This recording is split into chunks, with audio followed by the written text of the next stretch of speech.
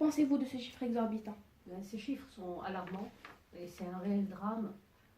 Mais heureusement, il y a des structures en place qui sont là et c'est vraiment essentiel de les connaître. Il y a tout d'abord donc l'Observatoire marocain des droits de l'enfant, qui est présidé par la princesse Lalla Bliem, et donc qui a lancé également un numéro vert qui est le 2511 et qu'on peut contacter donc pour se plaindre justement de maltraitance ou également déclarer des maltraitances d'autrui. Donc c'est vraiment essentiel. D'autres structures comme Touche pas à mon enfant. Il y a également l'association Sourire de Reda qui a mis en place un chat anonyme pour que quand on est victime justement de maltraitance, on peut en parler. Voilà. Donc c'est pour ne citer qu'elle.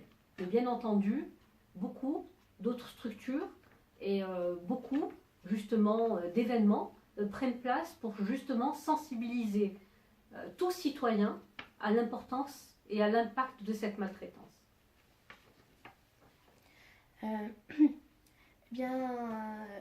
Pour conclure cette interview, le mot de la fin.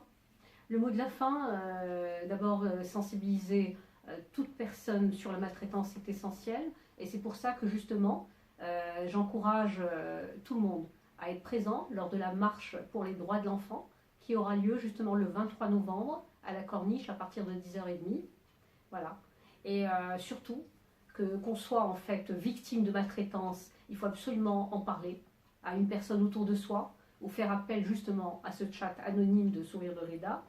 Et puis également, si on est aussi, on assiste à un harcèlement à l'école ou dans la rue, il faut absolument en parler pour que justement ne pas laisser comme ça les choses non dites faire encore plus de mal et nuire au développement de tout un chacun. Et merci beaucoup pour cette opportunité. Merci à vous.